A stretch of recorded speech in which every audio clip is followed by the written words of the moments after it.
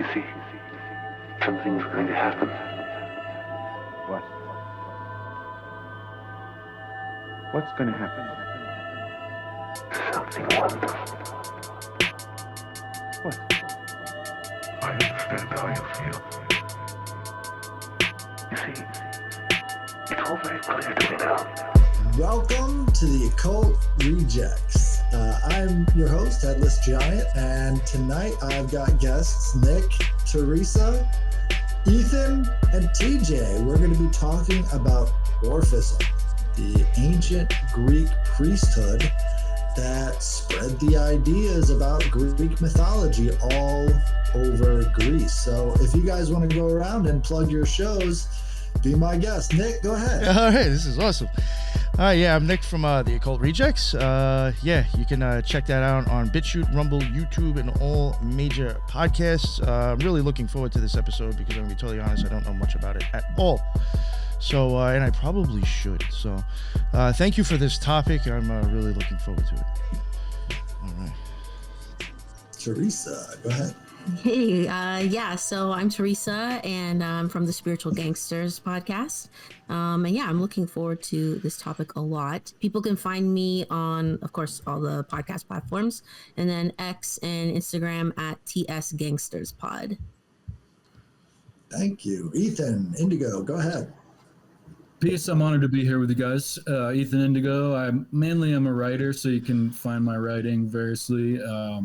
And on Occult Research Institute, a few recent articles, and I have some books out there as well. And I have a little YouTube channel, so doing a little of that, but mostly writing.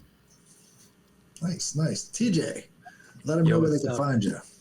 What's up? You can find me at anything that is at Contemporary Problems, most likely at Contemporary Problems _ because I was a bad boy on social media, and the original Contemporary Problems all got deleted. And I have a podcast, I have a website, I got all these things. Contemporary Problems.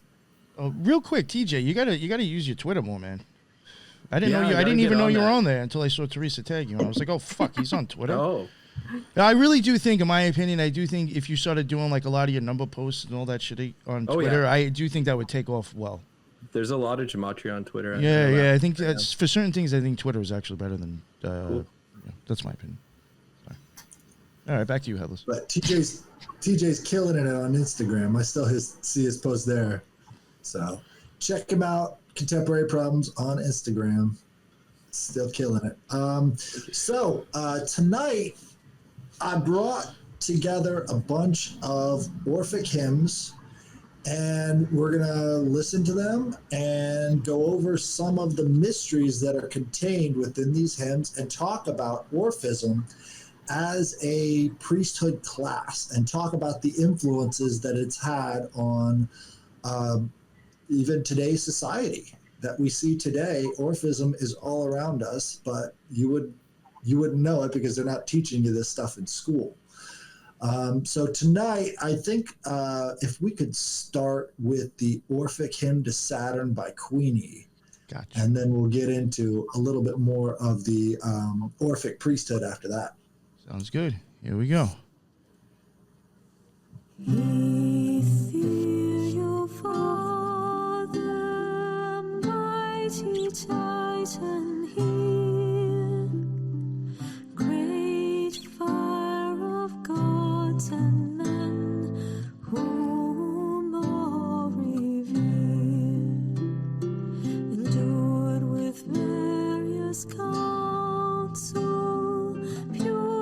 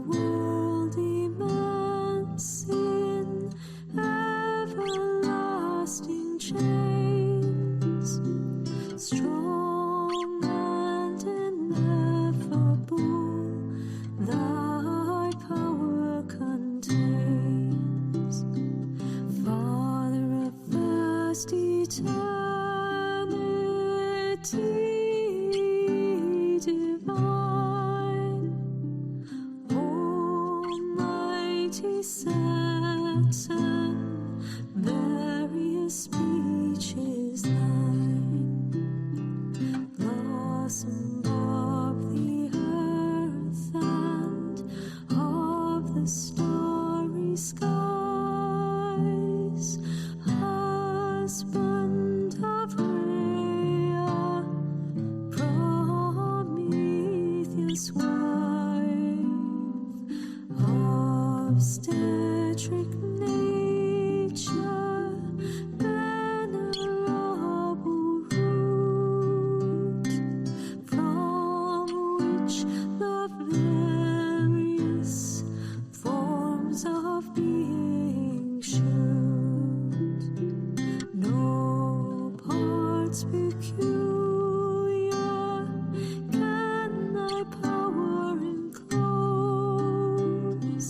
diffuse through all from which the world arose.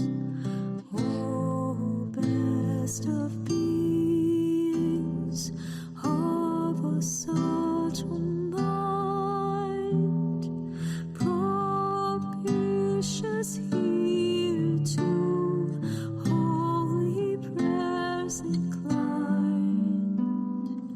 The sacred rites benevolent attend, and grant a blameless life, a blessed end.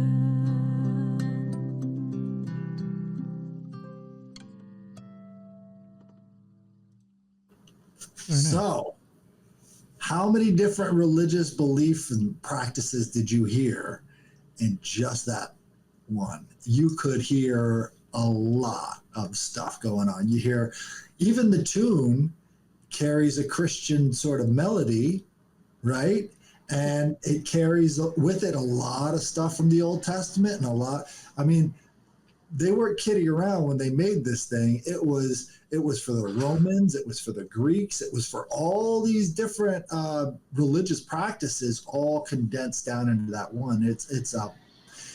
The reason why I wanted to start with this, it is a masterful syncretism of so many different cultures. This is the combination of all these different sky gods being presented, and also it's not exactly what you would consider beneficent, right? They're talking about the reduction of things. And if you know the Kabbalah meanings behind Saturn, you see that reduction, that limitation. And it's not begging for an expansion of those limitations. It's sort of talking about how you can have a blameless life, right? Because that's the big thing with all of these Orphic hymns is they want a blameless life. They want to be without spot, right? And this is where you get a lot of the ideas of sin and all the rest of this redemption coming out from this Saturnian religious belief. Does anybody have any thoughts? Well, right away, I thought I recognized the tune. Well, I don't think it's exactly the same, but it's super similar to a hymn. And I was like, what is the hymn? And I'm trying to I know some of the lyrics, so I was just looking it up real quick. It sounds almost exactly like this hymn that's popular in like Catholic Mass called Holy, Holy, Holy. It's like Holy, I've Holy, actually Holy, heard that. Lord God Almighty. Yeah. And then it continues. So I was just looking up the hymn, and then actually it was written originally by an Anglican. So I thought that was just kind of interesting. I don't know. That was the first thing that jumped out at me was like the tune. And I was like, I know this song. Yeah. So the tune is very important because there haven't been any new songs in centuries. You know? It's just a reordering of all these other songs. Right. So I was like, wait a second. That was pretty cool, actually. I had the exact same thought. I was just like, I was in a church somewhere once, and I have heard something very similar. Yes. Sure. And you can find this if you study a lot of these Christian hymns. All of this stuff goes back to the Greeks. All this stuff goes back to that time period. They just repurposed all these old tunes with new lyrics, but it carries along a lot of information from that time period as well. There's a lot of ancestral memory that's caught up in all of these Orphic hymns. So, you know what? A question I do have for you, Headless, and not to try to put it on you, put you on the spot. Is there like other versions where there is like consistent notes that are always attributed to this song? Like, was everything in that song like actually part of that? You know what I'm saying? Was there anything added by like the artist, or like is it the voice that's the same thing, or is it the music that's the same thing, or was it all of it? You know what I'm trying to get at here? If you look at the poem itself, you'll find that it matches with the music perfectly because the timing structure is the same. And so when you consider the timing structure and the notes and the melody, there's other ways you could do it, but this would be, the timing of the hymn itself matches up with the timing in the song, and the melody is, a really good match for how they think it could be done, right? And Queenie likes to incorporate other instruments that were, later inventions in her works, but at the same time, that melody is still consistent with what matches up with timing and everything else. But in terms of the English translation, which is very, very important because that's what throws off the timing and everything else, there's a lot of stuff going on in the original Greek that you're not going to be getting from the English translation, because the philology in Greek has a lot more associations that you're not getting from the English. But this is really close to the intended feeling that they want you to get out of these songs. Again, what it does come down to is the feeling. Yeah. Well, see, another reason why I was asking is because, a few things. One, if the music or if the hymn or whatever you're saying is supposed to be done in a certain tone, I would wonder if maybe those notes actually help like vibrating throughout the body over and over again. And because of stuff that we've looked at in the past, even it was on a thing on Teresa's show, where the music was kind of like showing up in art. So I was just wondering, like, if the notes would recreate anything, or, if there was anything between notes and music. I've even shown on, like, shows in the past how, like, there's, like, ciphers even made out of music. So I was just wondering if there was a consistent set of, like, tones or notes that's supposed to be, just done in. I was wondering if that even had any significance, Greek musical notation is a hard thing to nail down. They didn't really start reconstructing Greek musical notation until they discovered this one epitaph, right? This is an epitaph from the 2nd century AD called the Epitaph of, I got to remember that name. But anyways, this epitaph gave them the musical notation and the timing and everything else that they would need. So this Epitaph of Seikilos, that's what it's called, Epitaph of Seikilos, decoded a lot of Greek music from these poems that we have. So we have the poems, and now we have the music, and we can reconstruct all of it together based off of this epitaph. So the Epitaph of Seikilos is considered to be the oldest complete work of written music, and that's 2nd century AD. So they were doing music a lot longer than 2nd century AD, but we don't have the musical notation for it. Once we got that musical notation, now it's time to go back and start reconstructing all this stuff. And there are historical reconstructionists that are doing that work. The problem is a lot of the instruments have very special techniques used in how to play them. And those special techniques, we can kind of learn from the pottery as we're looking at the pottery and seeing the techniques that they're using on those pots. We can kind of get an idea of how they would play these things. But if we don't know how they would play these things, we're kind of missing out. So for instance, they have this one special instrument called the aulos, which is like these two pipes, right? And these two pipes would actually create a kind of, what's that called? Where you've got two different notes playing at the same time, which creates a third note. Anyways, it's really interesting. They're reconstructing on the aulos things that we're just using today, polyphonics, right? So they were using these polyphonic instruments, and it looks like they can only play a certain number of notes, but through the polyphonic use of these things, you can get a wider range of notes out of them.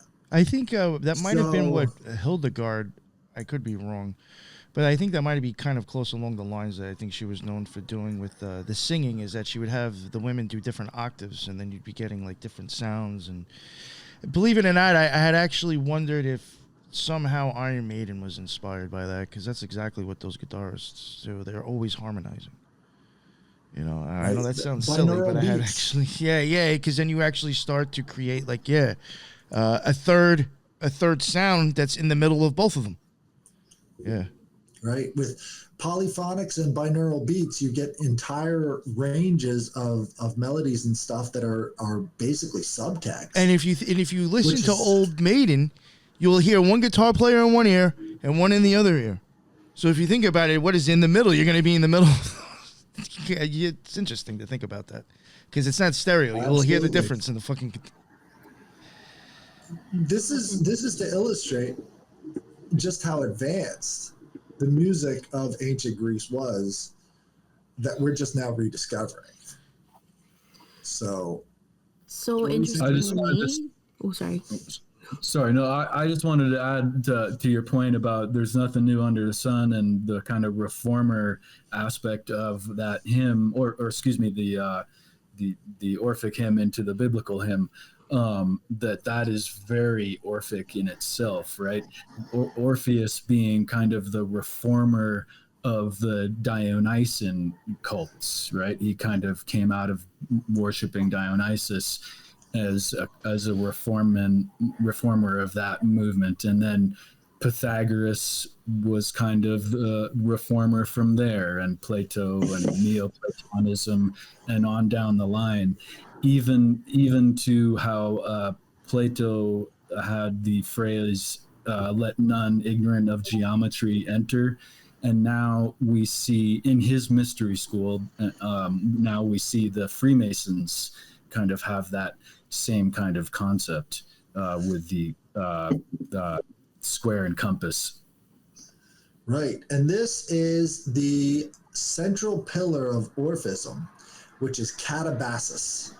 And Catabasis is the journey to the underworld and back, right? And so when we're talking about these initiations, that the Orphics, all these hymns were part of initiation process to get the experiencer to a different level of consciousness. They would also use drugs. The Greeks had a much bigger compendium of herbal knowledge than anybody gives them credit for. They were making way more advanced drugs than we could possibly imagine with our just LSD and all the rest of that stuff. They had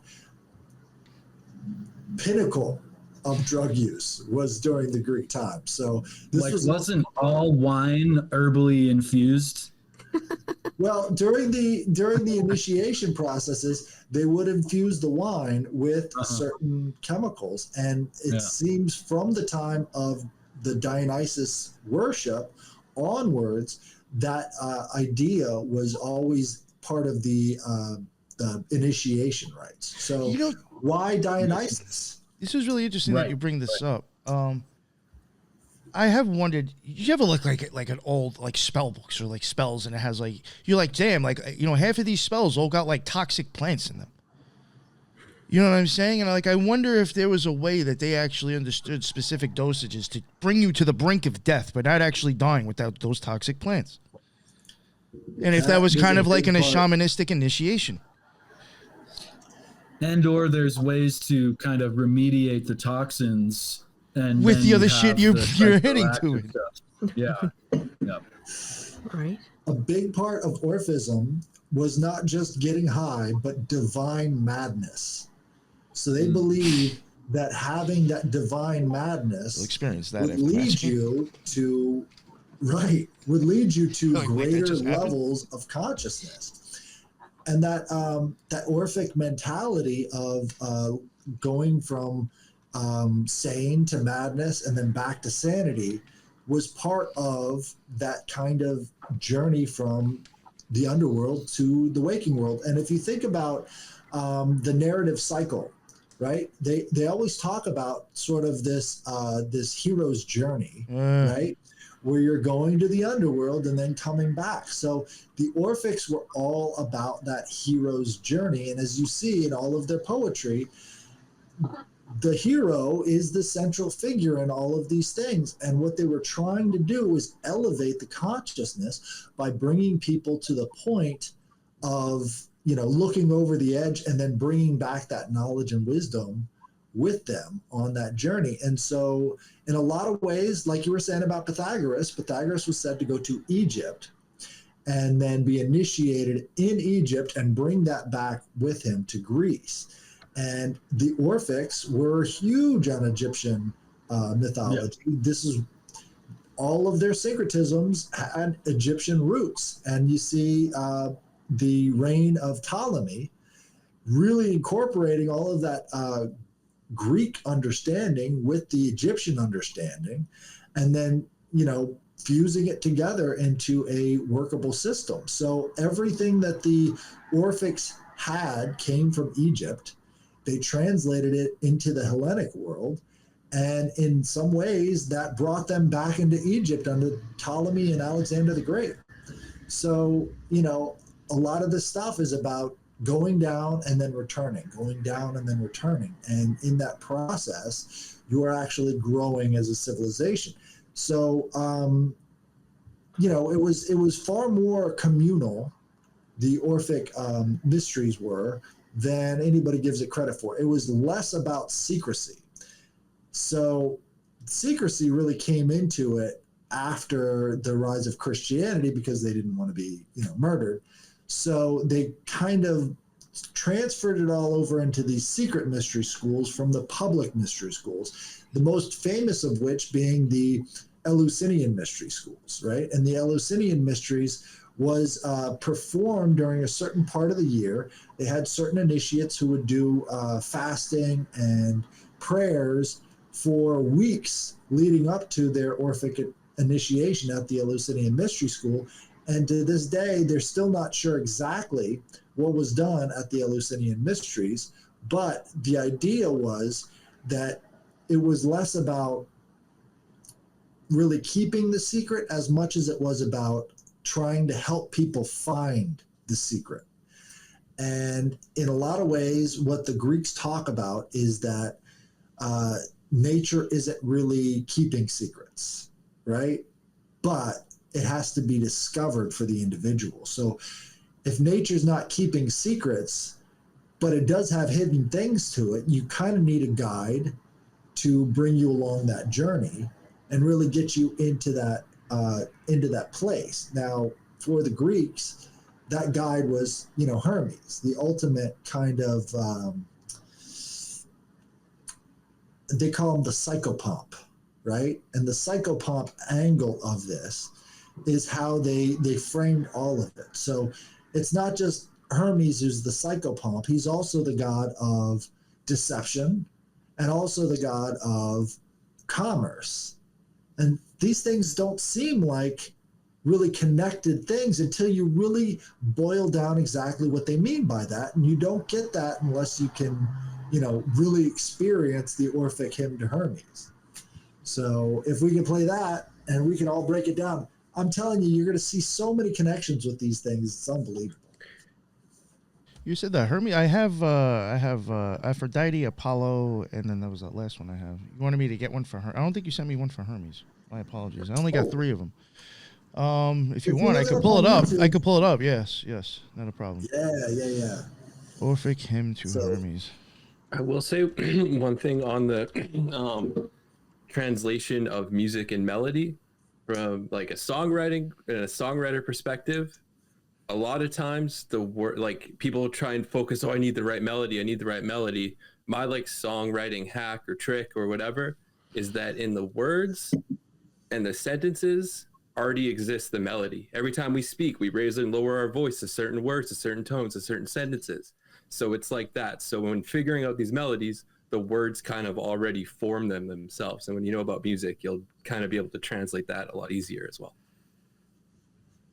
I actually incorporate that into my practices. I'm very biased. I'll admit it. I'm a Hellenist. I really love this stuff, and I try to share it to as many people as possible, because I think that there's something that people aren't really getting today. We're sort of cut off from our Greek roots. If you think about society and culture, it's kind of like a layer cake, right? And so we've got that Greek layer, which is influencing how we see things. Like if you think about how many different times you've got these symbols of the gods being shoved back in your face, the reason they do it is because it works. It's not necessarily because they have any great affinity for it. It triggers the ancestral memories in us, because this part of our lifespan was highly influential on the formation of thought since that time period. So all the layers that went on top of this layer cake, the Middle Ages, the Renaissance, you have this eternal return in the human consciousness, or the Western consciousness, to the Greek ways of thinking, even without the conscious effort to do so, because there is that sort of ancestral memory there. And once people can become aware of those ancestral memories, they can actually, have a better perspective on their own life and where things are going. But unless you get into the mindset of these Greek polytheists, you're not really going to understand what you're seeing. You're just going to react. And that's not a good place for humanity to be in, because we could just get led around by the nose by all these symbols that keep popping up over and over again. So I think it's important to get the consciousness and the frame of reference all together, so that we can understand how these things are influencing us. In the Greek tradition, light and dark seem to be blended together. There's really no good and evil in all these things. Well, if that's a part of our consciousness, we should understand it. Do you have that hymn? I mean, this is a perfect example when it comes to the Orphic hymn to Hermes. Yeah, I ripped it already and put it up in the studio. Here we go. Nice.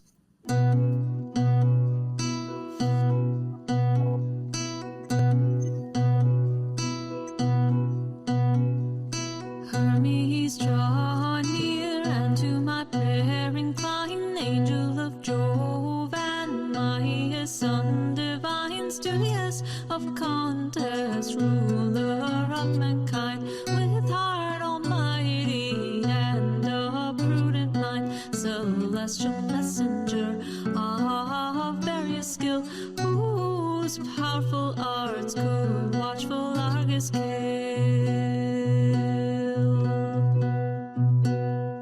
With winged feet 'tis thine through the air to course, O friend of man and prophet of discourse, great life supporter to rejoice is thine, in arts gymnastic and in fraud divine, with power endued all language to explain, of care the loosener and the source of gain,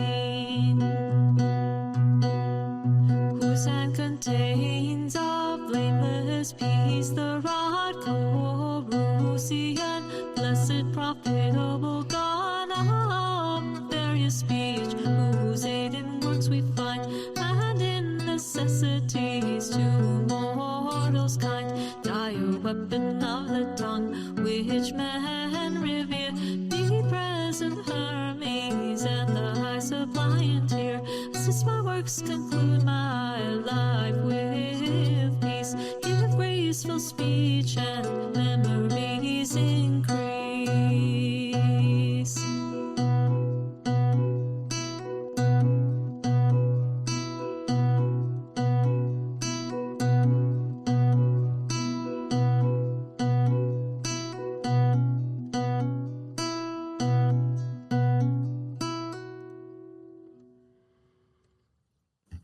What'd you think of that one? I like that one. So if you notice, it's only 2 notes that she's alternating on. She's throwing a little bit of flourish in there, but it's only 2 notes. And the idea there is to have that sort of persistent nature. It's like ever moving forward, while at the same time, it's like there's a cadence to it, And that cadence is sort of emblematic of Hermes himself. And this goes back to what you were saying, TJ. the notes kind of write themselves, you know? And in this case, you see that ever moving forward, and he's the breaker of boundaries. You know, you've got the ultimate boundary, or the line that everybody in the ancient world gave to the solar system. Sorry. What the fuck? I hit the button by accident. Sorry. The line that everybody wrote on the universe was this Chronos or Saturn energy. And so that's sort of like the cathedral. And then this would be the priest that sort of goes between all the lines in that cathedral. And again, she's really stressing the part about how he's the prophet of discourse, how he's the ruler of mankind. Well, we're ruled by words. You know, the words is what passes between peoples. It passes between these boundaries. And in doing so, it becomes the ruler of mankind. You've got the idea of the egregores and, you know, the spirit of the age. Well, all of those things are kind of governed by the words that we use and how we think about these ideas, right? So in a lot of ways, you can see how them revering Hermes as the top god is also very much in line with human nature, you know? And so they're calling it out. This is the guy who's ruling human nature. And they're not sugarcoating it. They're saying he is the divine thief. He's the guy who's the deceiver. Well, at the same time, they're saying he's the ruler of mankind. And what do we keep finding every couple of decades? The deceivers are ruling mankind. You know, they're not really trying to hide it. You know, they're not trying to cover it up with all this flowery words. They're saying that's the way it is because mankind is a believing bunch. And that's not necessarily a bad thing. The dark and the light are combined in this thing. You know, there's no separation. We live in a hungry universe, essentially. And they're recognizing that. And a lot of other religious practices don't really recognize that hungry universe as being part of the natural order, you know? And so deceivers really do end up taking over, and you have to at least acknowledge it so that other people can be aware and see what's actually going on here, you know? And you know, not sugarcoating it, I think is the best way to go about that. Any thoughts? If I could say that, it's a great observation, and I think that there is also an esoteric idea in that sense too, that our gurus have to deceive us, and part of the initiation process is even putting us through the death cycle. But to a point where we believe we could die. A great allegory of this process that's more in the kind of initiation kung fu kind of story, but same idea where a kid meets his master, and the master's going to teach him kung fu, self-development process, often through a martial arts practice, not necessarily a martial arts practice. But the kid is allowed to be into this learning process, and the first thing that the teacher does is throw him into a sack with a scorpion, or mice, and a rat, and spiders, and all kinds of a snake, all kinds of things that are actually totally harmless to him, and will be more reactive with each other the more afraid the kid is. And so you can really, in that allegory, you can get a sense of what kind of person that person is. If they just, okay, I'm chill, and they don't do anything, or they rumble through the sack and try to, and then they chill out. But it's this ordeal that is very much metaphorical of death, and then you come back and you can't be messed with, right? The idea is, anyway. I wanted to also add on the Hermes crossing the boundaries idea. That, of course, Hermes is kind of associated or derived from Thoth and Tahuti. And in the Egyptian cosmological view, which I think is suggested in the Orphic journey to hell and back.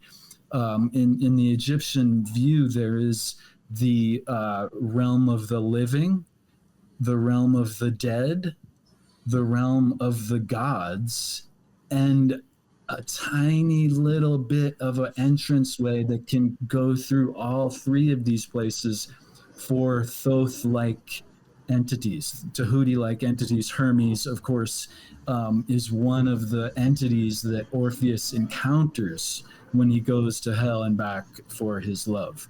And because Hermes is everywhere, he's crossing those boundaries. So it's interesting that there's a four-part kind of modality in a subtle sense of these realms.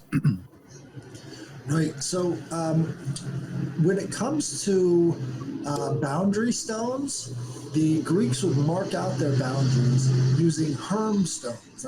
That's what they were called. And these Hermes stones were very, very, very ancient.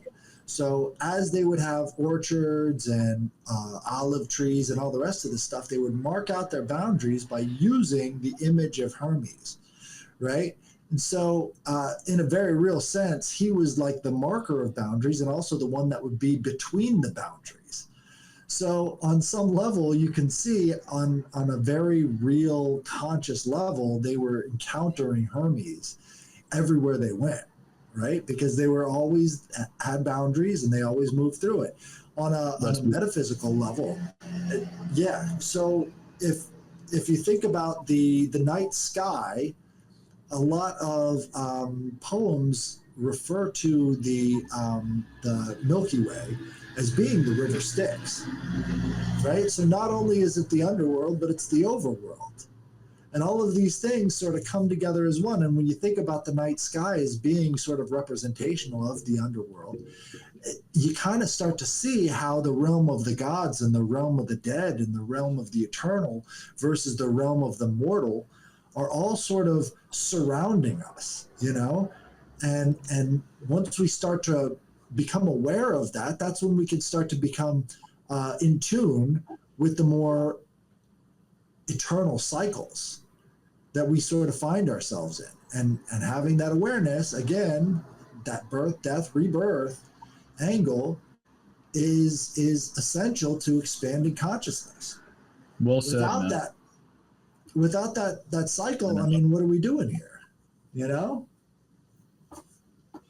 Yeah, I like how that one, like how you emphasized Headless, like that it has the two notes as like the feature of the melody, and that those notes like basically highlight like duality and like polarity, which like Hermes is like all about, right? So I thought that was pretty interesting.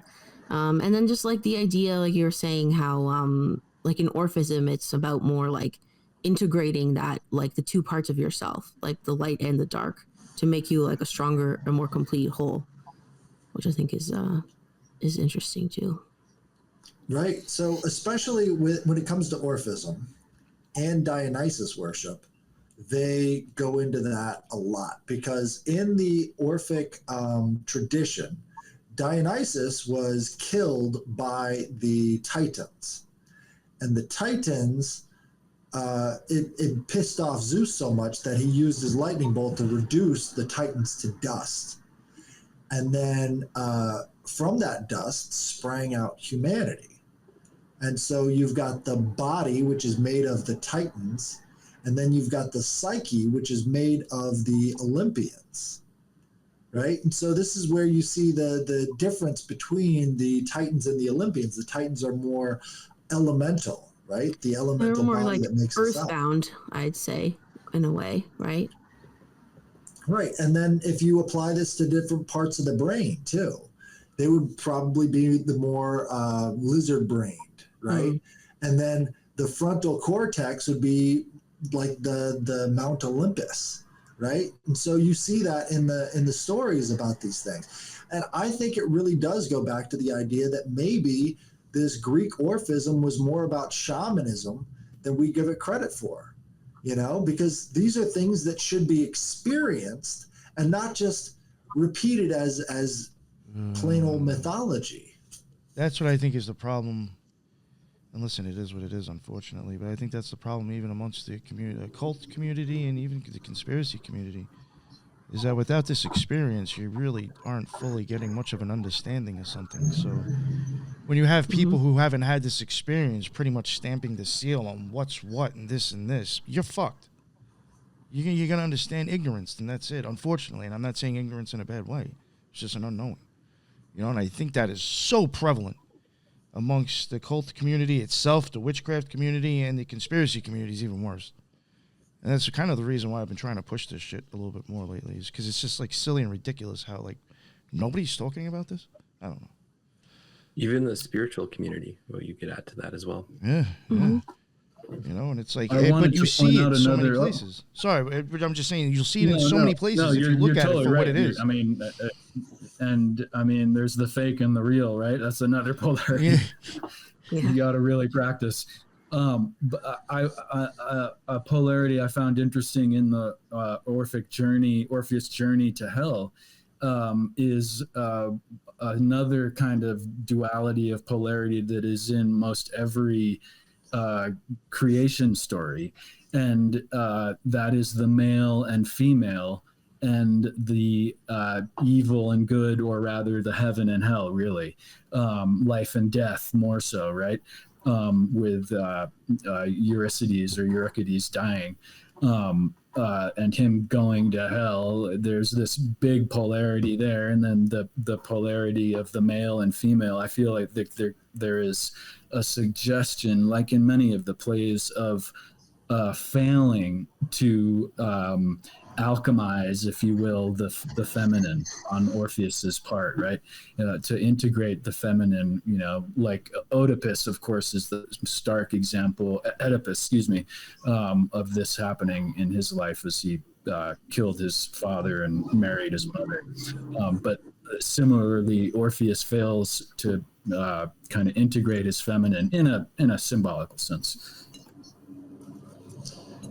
In a lot of ways, yeah, I would back that up. I think the Orphic ideal, I think, really goes into the idea of love and the tragedy of love. And in a lot of ways, I think by not really understanding how love is always sort of tragic, we end up having a misdirected view of the world, and that ends up being translated into that Orphic hymn or the Orphic story, where he goes down to the underworld to bring her out. Eurydice, no, not Eurydice. Is it Eurydice? I think it's Eurydice. It's both. I've heard it pronounced both. That's right. Yeah. Right. So he's going down there to save his lost love, and in the process, he finds that he can't wait. He can't have the patience necessary to complete the task, and his love is essentially lost because of his impatience. But in a lot of ways, you know, when do we ever have the closure on our own lives and our own loves? We consider love to be eternal, but we always find that it ends, and we don't really have that, you know, completion. But at the same time, that's sort of what makes life beautiful. Right. And so in the Greek tradition, it's Aphrodite that controls the fates. Right. So Aphrodite is the one that kind of molds and shapes the strings of where we're going in our lives, because she's the one actually in charge of the fates. It's not Zeus. Zeus may have given birth to the three fates. You know, he may be their father, but he doesn't control them. They control all the rest of this stuff. And who's in charge of them? It's Aphrodite. So it's the things that we love that really draw us forward, even though it's never really finished. You know, it's the idea of the desires, especially under Buddhism. Like, they keep saying, you've got to eliminate desires. Those desires are taking you off of the path. But in a lot of ways, you can never eliminate desire, because you can desire not to desire. And you get stuck in this constant loop. How do you get out of it? And in the Orphic hymn to Aphrodite, she is said to bind the most powerful creatures in unbreakable chains of desire, right? And so you see that symbol right there is everything desires something. That sort of goes to the nature of this hungry universe. Everything desires something. Everything wants to eat. Everything wants to continue and sustain itself and all the rest of this stuff. So it makes sense why she would be in charge of the fates, because there is that desirous aspect to everybody.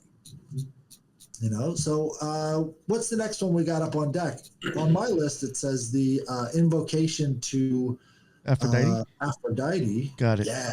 And this one's in Greek. It's by Joy de Guzman, and she is singing it in Greek.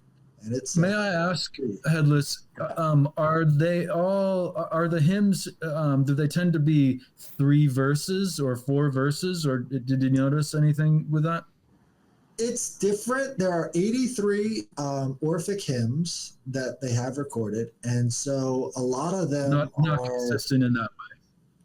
Right. They are made by a bunch of different authors, but I think the compendium that we have really comes from about the 1st century AD. So you see a lot of Roman mythology thrown in there. Like, again, the first one was the hymn to Saturn. It wasn't the hymn to Kronos, but that's because part of the practices were very regional, right? And so every one of these temples represents a region and a people unto themselves. They had city-states. They didn't have an empire. There was no Greek empire. What it was, you know, these different city-states that had their own distinct language, had their own distinct dialects, but they still had this undercurrent, this thread that would bind them together with these, you know, shamanic experiences they put into their mythology.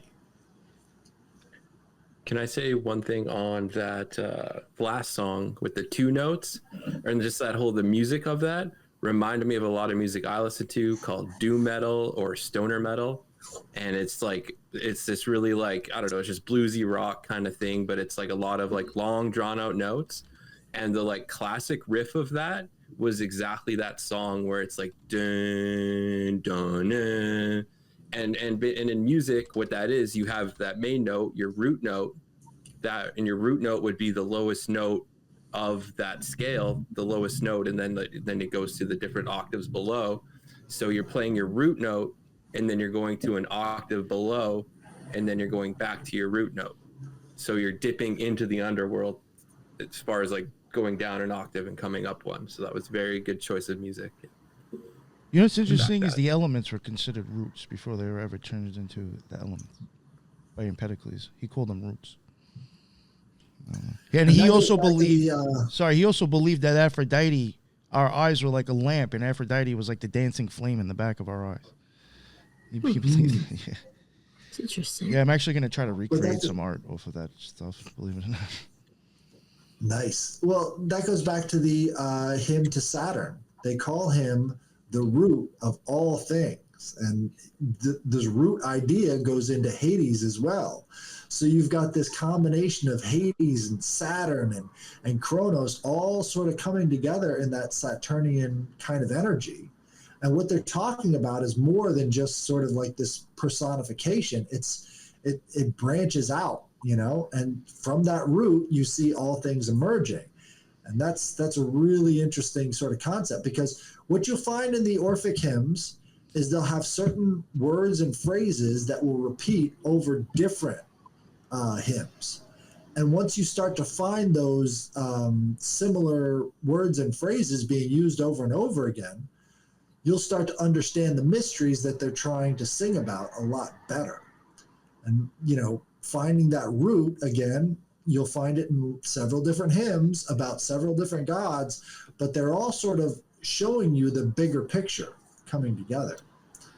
I want to add, if I can, since we're on the subject of root, there is some discrepancy of the exact etymological origins of Orpheus, but most likely, as Headless you alluded to earlier, I believe, how there were so many different ways that they played on words and double and triple entendres and these implications of the shared symbolism. That is certainly at play with Orpheus. One of the most distinct possibilities is that it's related to orphan, and this meaning lacking a part, and of course he lacks he loses his feminine, and he's also kind of reborn in the sense that he comes back from hell. And another one is Orphia, which means beautiful, and then there was this relationship to beautiful tone. I forget the second word, excuse me, but also the oracle, of course, which he becomes, and the oration and orchestration, those are all right there too, being this beautiful poet. So I thought the word origination is interesting. That's something that you really find a lot. I think esotericism, if I could be so bold, was born in Greek philology, because the words that sound alike are alike.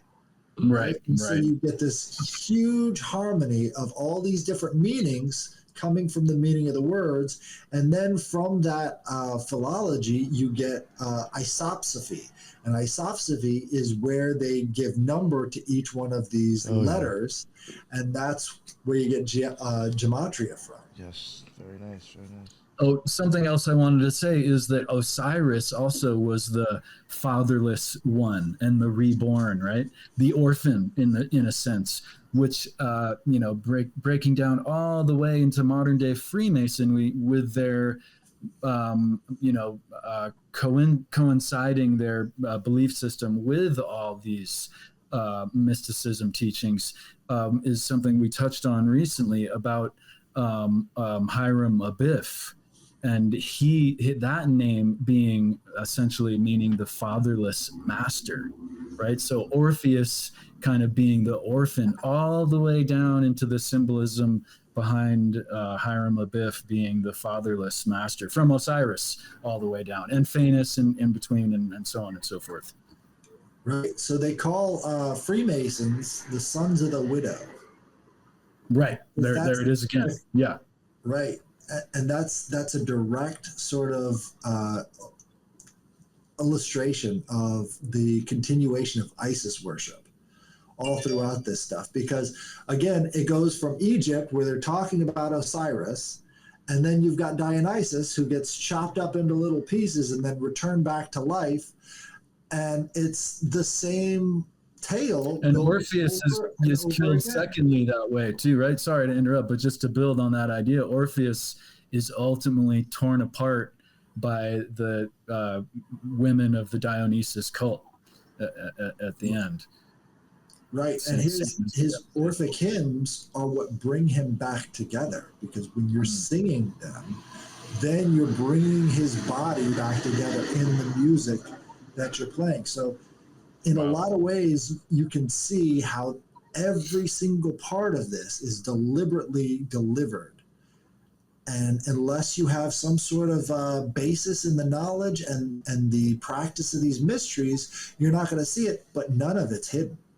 It's all right there in plain view.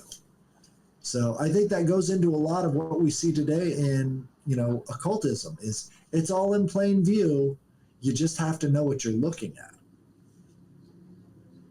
So if we could play that. That Aphrodite, right? Sorry. Yeah. Here we go.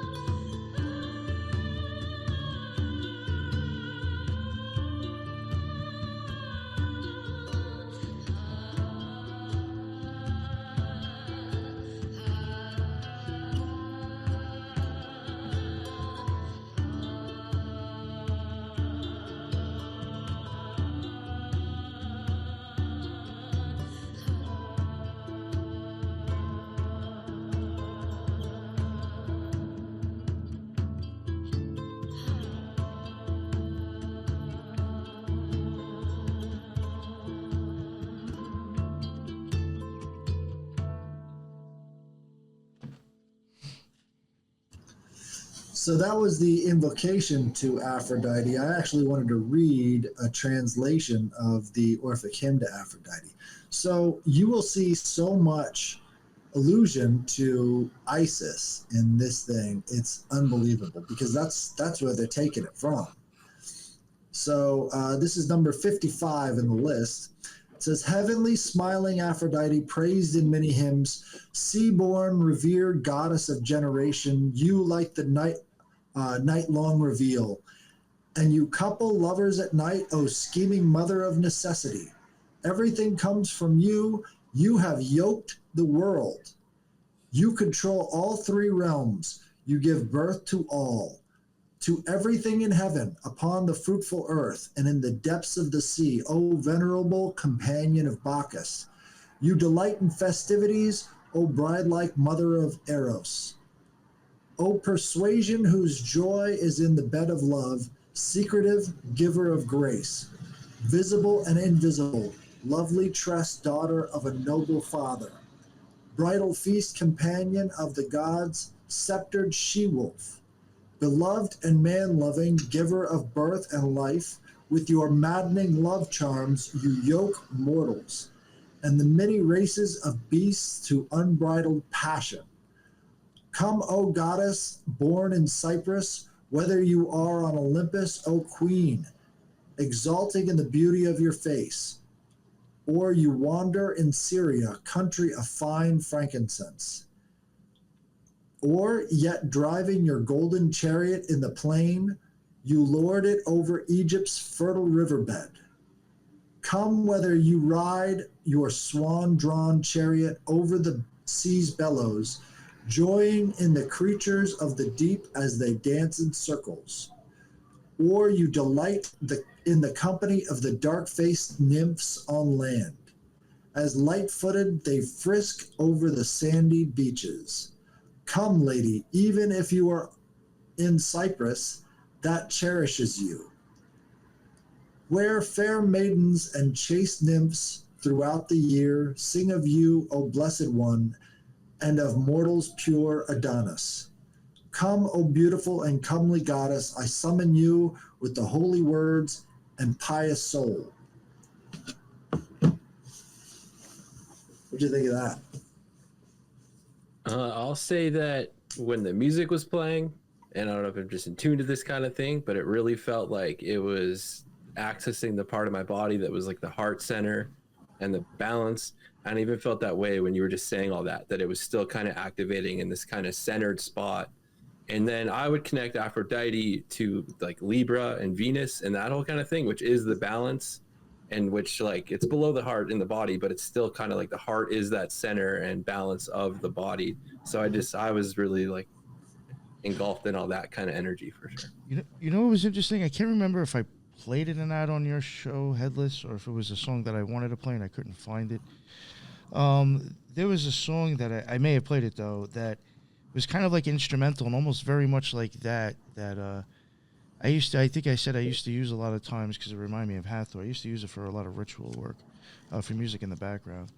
And it reminded very, very much of that same feeling of that. And the reason I used to use it for that is because I did feel like it was very much of like the heart, kind of like almost like a beat to the heart. It's hard to explain, but very, very like melodic. But for some reason felt like it was hitting me there. And that song very much, I felt like the same feeling. And TJ was just saying the same thing, basically, so I found that to be interesting. Yeah, that song was hitting on some like ancestral memory shit, I swear. I was like, what is happening right now? I was like, oh, that's weird. Yeah, I'm Sicilian, so you never know. Well, that's the thing. It's like when you hear the Greek chanting, it kind of activates something, and I think it's meant to do that. When I hear Greek and Latin, absolutely. And I didn't know if that's because of my own personal heritage, or does that happen to like European descendants or non-Europeans too? Like, I don't know. I only know my own experience. So yeah, it was powerful. There's a lot of crossover between the Orphics and Northern European Druids and those priesthoods up there. So there was a lot of crossover. between how they did things in Greece and how they do things in Northern Europe. So that ancestral memory is there. And there's I found it interesting. Oh, sorry.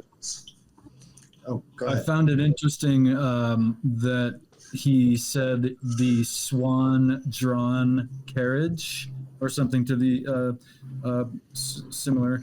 And Orpheus, one thing I found interesting, of course, is the belief in reincarnation, essentially, by the Orphics, and also the Buddhists, which they very much mirror each other. He, when he is killed by the Dionysian women, he chooses not to reincarnate as a man, but as a swan. And Saraswati, over in the Indian pantheon, her vehicle is the swan, and she is the goddess of music and the arts, very similar to Orpheus. Well, I got some other information for you. You remember all the references to Cyprus that they had in the Orphic hymn?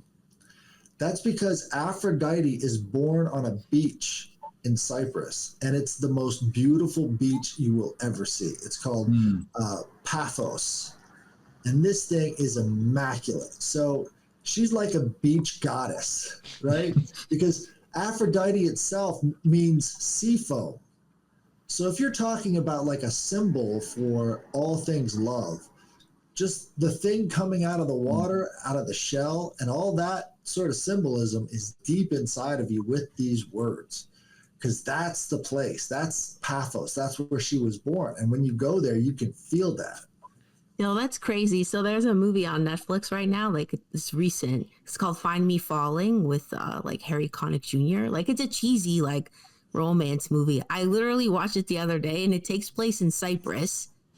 And he plays a character, a washed up rock star, and his hit song all his life was about the girl on the beach. That's what it's called.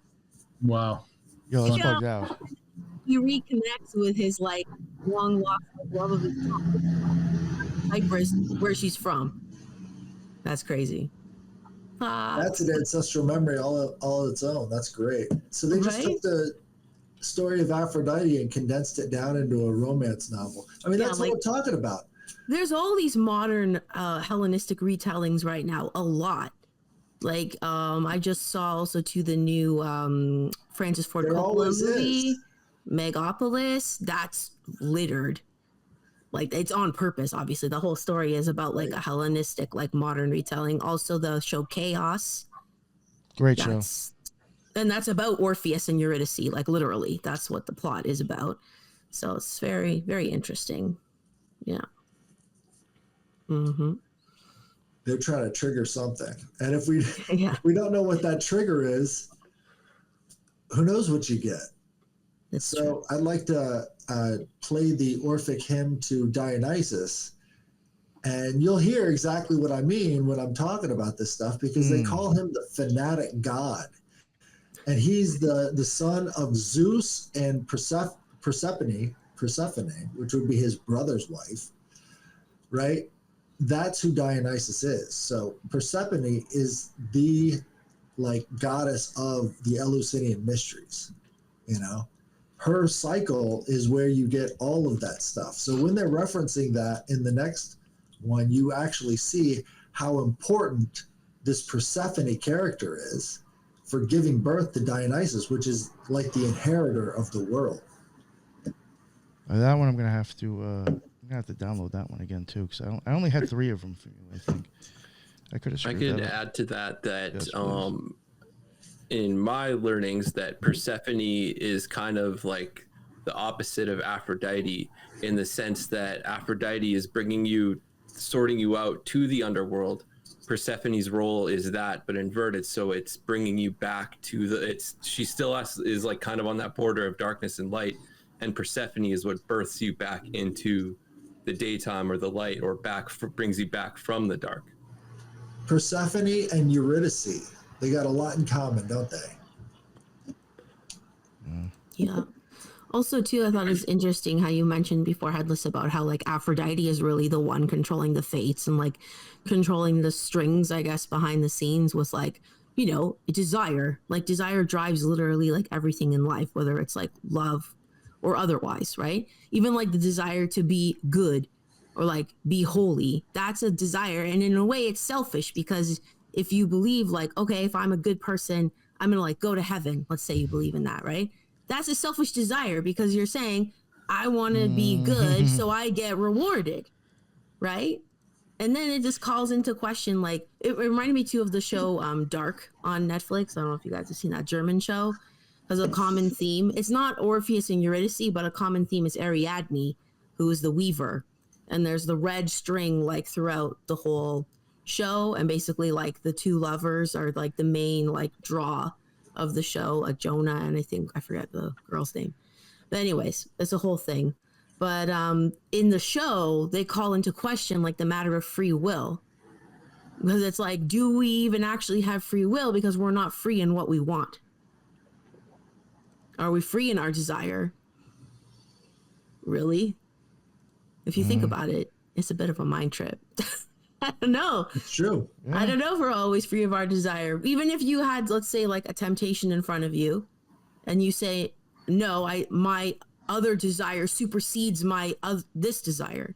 Like it's all based on desire anyway. So it's like, which desire, I guess, are you cause and effect honoring at the time? Yeah, and what's the worth at the end? Sometimes it's just like math problem. This is my take. This is my take on Aphrodite.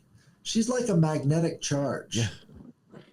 Right? So she's always pulling. She's always got that pull. It's always got that desire. And you're basically falling to this gravity. And you're kind of rolling down a hill. Well, fate is kind of like the trench that you're rolling in. It's not necessarily an inevitability. You can get yourself out of that trench, but you have to be aware that you're in a trench, And so the idea of fate automatically changes some outcomes, but you have to be aware that there is that kind of fate idea on you so that you can, change your way out of it. Sure, that's a desire, but, you've got a sense of peace there. And that's what the Orphics were all about. They didn't do anything in extremes. Their entire purpose was to bring balance. And so that was their customs, is to try and bring balance to everything, balance and harmony. Well, and I think, that should be the goal of religion, right? Should absolutely be. And then I know the Greeks were really big on like prophecy and whatnot. And then so many myths, there's some doomsday prophecy for a certain character in the myth. And then trying to avoid the prophecy, they bring about the prophecy. That's the ironic part, right? Is like by trying to say, okay, I don't want this to happen, you bring about the thing that you didn't want, right? So it's almost like, to me, like when Nick brought up earlier, like the truther community, and it made me think of sometimes I think people are so afraid of like the future or like current events in the world, but then it's like if you don't have these current events, you never get to like transform yourself. Like if the last 4 years didn't happen, would the five of us be talking right now? No. Well, we should have been dead like 10 times just from eclipses. Well, but also a lot of interesting and amazing things wouldn't have happened for people and transformed their lives, right? Whether for good or for bad, I don't know, but it's just the idea of like letting the fates take its course in order to transform yourself and like further integrate different parts of yourself, right? That's really beautiful. Oh, thanks. Yeah. Thanks. I got your hymn to Dionysus. Yeah. There was two of them I could find. One was 7 minutes. I said, I'm not even trying that. And then there was one that was like a minute and a half. So I grabbed that one. It goes quick, but the 7 minutes. No, the Queenie one goes quick. So you got to really listen to the words because she's kind of smashing them together. Right. No, that's the hymn to Apollo, because the hymn to Apollo is the longest, but this one's. Which one? This was Dionysus, right? You wanted now? Yeah, this is Dionysus, but the hymn to Apollo and the hymn to Dionysus are kind of mirror images of each other. Oh, really? Okay. Yeah. Blessed, blessed are the ones who know the mysteries of the God. Oh, there's some weird shit, maybe. Blessed, blessed are those who hallow their lives in the worship of God, whom the Spirit of the God possesseth, and who belong to the holy body of the God. Well, this is some old shit from 480 to 406 Blessed, BCE. blessed are the dancers, and those who are purified, who dance on the hill in the holy dance of God. Blessed are those who keep the rite of Sibyl, the mother. Blessed are the disciples who become prophets, the Gnostics, who hold the holy wand of God. Yeah, I don't think that's it. Blessed are those who wear the ivory crown of the conquering one. Well, he just mentioned the ivory Blessed crown. are they. I don't hear very much Dionysus in there. is Hold our on, God. let's let it finish. It's almost done. Okay. That was from Euripides. Euripides from 480 to 406 BCE. That was his hymn to Dionysus. That's what we just heard. Nice. If anybody knows who that is. But dude, they kept writing these. Like the whole religion was over, but everybody kept writing these. Like there's so many poems to these gods all throughout Victorian era, and like all that Hellenism kind of went away in the last century. You know, they were actually writing this stuff and engaging with this stuff openly because shit, dude, the Catholic Church lost its sway, and a lot of people really got into that. Illicit swag. I mean, this is right. Lots of swagger. Headless, what is the ivory crown symbolism? What is that about? Well, the ivory crown would be Apollo, I believe. And so I think he's referring to the more Apollonian aspect of Dionysus, because the secret is they're not supposed to be in the same room at the same time. It's like they switch masks. So you've got a lot of, they call Dionysus two-formed and obscure. And what they're talking about is this other aspect that's more Apollonian that you don't see unless, Apollo's in the room. And they say that Apollo is two-formed as well. So they're kind of making this uniting of these two forces, which is really interesting, because what happens when you unite Dionysus and Apollo? You get Jesus. All the virtues, and also he's a fanatic God who appeals to people. These two things together kind of created this character of Jesus. They just Killed and reborn. And Jesus being killed and reborn, and he kind of has that fatherless kind of aspect too. Even though he's his father's son, he's kind of the father of himself, right? Apollo is called the elder the elder Horus. That's his syncretism. He's right there with that Horus type son of God angle. So crazy. It's like it matches up on so many different astrological levels too. Like the hymn to Aphrodite, they were talking about her swans that were pulling the chariot, and that's the Cygnus, which is around the North Star. So they're talking about Aphrodite being related to polar symbolism as well.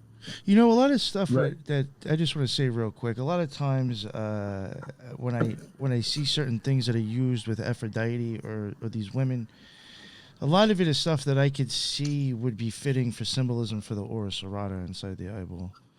And you're constantly going with like polarity or something like, that part is even the hyaloid canal that goes up your eye in that area. It's just, I do see like a lot of flowers. I could see feathers. I could see, all the backs of swans and stuff. If you had a bunch of them, it would all look like the aura serrata in a sense. You're an upside down flower. Yeah.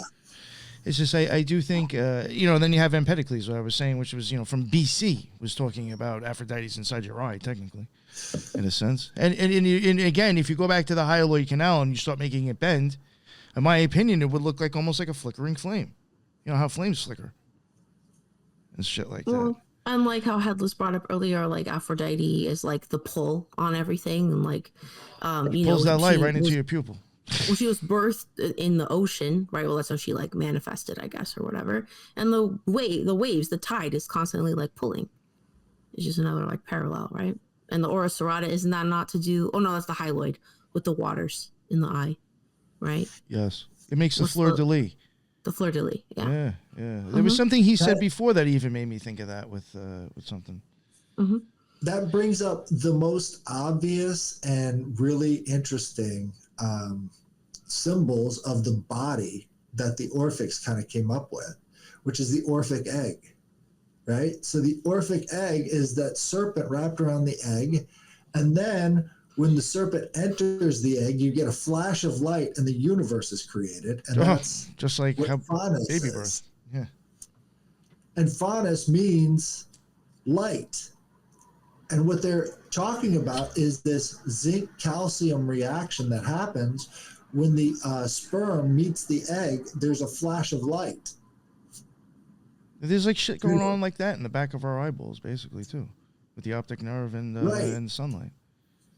If I could, there's so many body parts that you don't see unless you zoom out. Yeah. And the crazy thing is, it's all over that again. And I don't think I'm like totally crazy when I try to use this symbolism. If you think about your pupil dilating and your hyaloid canal and your lens, it's going to look like just like a sperm swimming too. So you're even talking about childbirth. You're getting a blast of light, and even in the back of your eye, you're still getting it with something else that looks just like a sperm. Again, very weird.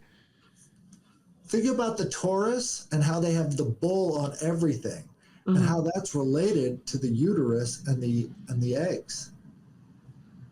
That's in the shape of the bull, and what they're talking about when it comes to those symbols is about the body as well. Yeah. I read one version of the egg concept having, as Phanes is born from the egg, there was basically 4 parts that the egg emerges from or uses to emerge and form into matter: Chronos, Aether, Chaos, and Erebos for darkness. And I thought those were all very yin suggestive kind of energies and of course in the Taoist understanding, that's where from all matter emerges, is from all these yin energies. And the Taoists also have the Orphic egg, if you will, from which Pangu separates earth and heaven, and it reads just like the Orphic egg story that the Greeks relay. And to your point about the Taurus, actually, Pangu has horns. He's depicted with horns. He's not necessarily he gives evil. birth to the whole world. His backbone is a mountain range. Yeah, he's the Chinese Prometheus. They talk about how we are but fleas on Pangu. Humans are like fleas on his body, and he separates the earth and heaven. And more to the point that Orpheus kind of I find relates to is he's right at the border of yin and yang as he separates these energies, and that's right where, of course, he loses Eurydice, right? Right when he's about to leave Hades and get out of there, right at the border. Right. And to the Chinese idea too, real quick. Sorry, their original version of healing was music. Traditional Chinese medicine was music. So these healing vibrations, like especially in the Apollo one, I feel like just it's right there with the tone shifting kind of idea that the TCM started with. Excuse me. Absolutely, and I actually have a little plan on that. So Bettina Joy de Guzman has a Orphic hymn to Panacea, I believe. Either it's Panacea or Hygeia, one of the 2 daughters of Asclepius. And I'm thinking, since Panacea comes to you in your dreams, what if before you go to sleep, you listen to that Orphic hymn? Great idea. And really get into it and see what happens in your dreams. I love it. Yeah, that's awesome. Awesome thought. Oh, I did. And yeah, Headless, I did grab you another one, I think, from Queenie or something, whatever. I did grab, I think, a different hymn to Dionysus. I felt bad, so I wanted to find you another one. It's still not the 7-minute one, but we'll try this one. Dionysus, I call out, sounding and divine. Fanatic God, a twofold shape is thine. Thy various names and attributes I sing. O firstborn, thrice begotten, bargain king. O rural and ineffable, two-formed and obscure. O double horned with ivy crowned, e'en and pure, bull-faced and partial, bearer of the vine, endued with counsel, ebullient and divine, triennial, whom the leaves of vines adorn, of Jove and Proserpine, occultly born, immortal Damon, hear my splendid voice, so give me in blameless plenty to rejoice, and listen gracious to my mystic prayer, surrounded with a choir of nurses fair.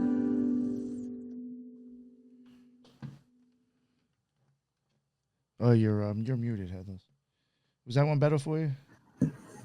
Yeah, dude, it's all those symbols just wrapped up in one thing. I love it. Yeah, that one was much You better. get so much of the Masonic influence and all the rest of that stuff. It's just sort of, it hits on all those notes. Yeah, I did like that one. Was there another one too that you had me? Was there any other ones that you were expecting to play as we go forward, or is that it? I can get some more Bettina Joy de Guzman because she's got some fucking crazy Greek tunes, dude. Yeah, I just wanted to make sure going forward that I had them all for you. All right. There was something I wanted to bring up. It's like totally like kind of off the topic, but kind of a little bit. And it's been something that I've been kind of like thinking about with, like polarity and stuff, and even some of the symbolism that I think we were talking about tonight. Oh boy, who's that? Ooh, sorry. I had to pull one up to send to you. It's all right. Yeah, I was even thinking of the Fool card before, where like if he was to walk around, like what if you were to like kind of like walked around the cliff but stayed like underneath and didn't fall and just kind of walked back that way. That would almost be like reversing polarity in a sense. And I have wondered if that card is getting at that. But for me, like just from my experiences and trying to understand how like the eyeball works, in my opinion, I do like sometimes wonder if it's more or less like you're walking across the eye, the white part of your eye, and you purposely dive into the pupil. And you would be seeming as if you're actually falling. But then if at some point you end up going back up into your eye and it's more of a rise now instead of actually falling. You're not falling anymore. You're rising back up into the back part of your eye. And I do feel like there is some sort of like kind of polarity change because I do mention when I have that vision, when I have that eclipse, the white part does separate from the black. And they eventually do pull away from each other. And, like, once that's done, like, that's when, like, shit gets, totally crazy. So I had even wondered if there's, like, something with, like, some switch of polarity there, too. And another reason why I'm saying this is even going by physical feelings. I've stated this more on other shows. If people haven't heard it already, because I'm sure by the time this drops, I might have dropped a few of them. Check out like the Black Sun experiences that I've covered on other people's shows recently. There's a bunch of podcasts that I've gone on covering it. And, when I have this experience, I am like, I said that like when a lot of times when I felt like that I've crossed the abyss, part of it was focusing on my third eye. And I kind of would like very much push on it very hard. I would kind of like lock onto it. I could feel it. And I would just put a lot of pressure on it. And that's like kind of when I would be able to lock into like what turns into the eclipse. Now, the weird thing about it is that at some point, for me, even going by the visual of like how it starts and by what I feel, it's going to sound crazy, but I have wondered sometimes if the Archer is even kind of showing this switch of polarity. But as crazy as it sounds, to me, it would be like as if I was pulling the arrow away from my head and shooting myself in the fucking head, tell you the truth. Because that's even what's kind of happening. I'm going to see this pin dot, and eventually it's going to shoot back at me. But when I'm pushing with my third eye, all of a sudden it feels like something right before the magic happens pops, and then it shoots back at me, and it feels like poof right out the back of my head. So like it almost does even feel like polarity even changed, and that would be just the same thing as switching a magnet, turning it around. I'm wondering if like something like that is actually going on with magnetic fields or something. Very weird. They're changing a polarity. It's. I know it sounds hard to understand if you haven't had that experience, but to me, it just makes a lot of sense because it feels like one thing just switches to the next. I got you. So Apollo is the Archer, and he was also the head of the Oracle at Delphi. So this guy is all about prophecy, and if you're talking about shooting an arrow into your head, that sounds very Apollonian. I mean, I've said, I even question, like, sometimes that sounds silly, but like when these people die at 27 and they're supposedly blowing their brains out, I'm like, yo, it looks like you're staring down the barrel of a gun to me too, in a sense. I mean, it sounds crazy, or I've even said it looks like a train coming at you.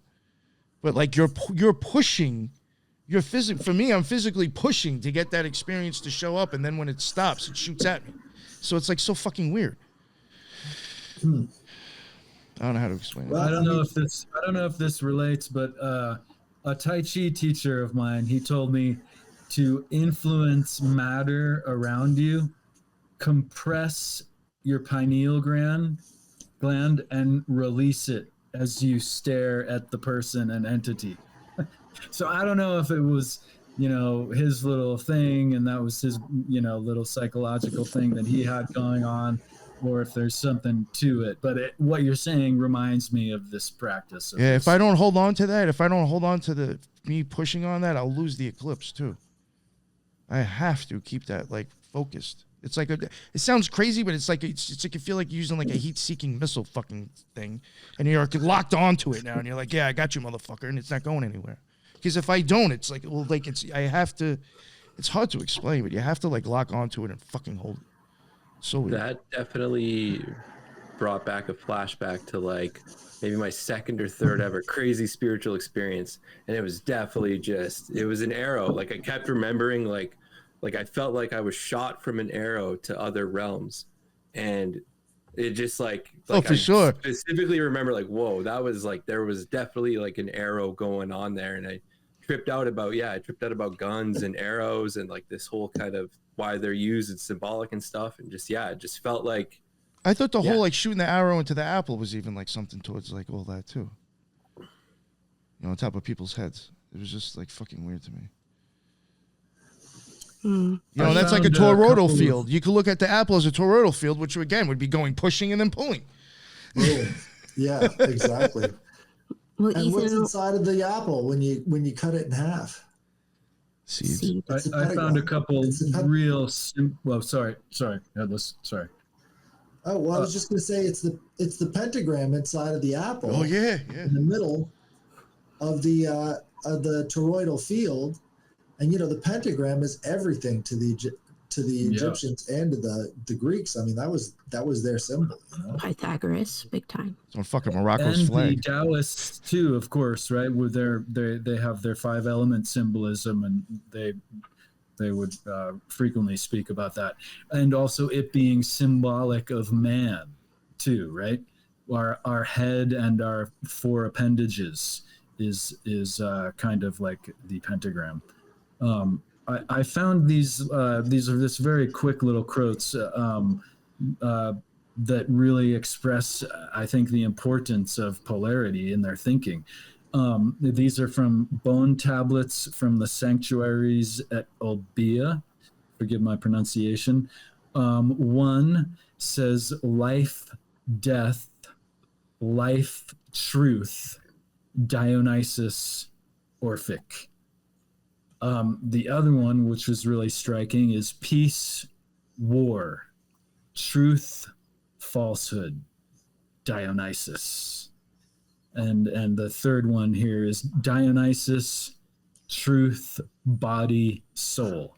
So they're just very simple kind of sets, but with these kind of interesting polarities.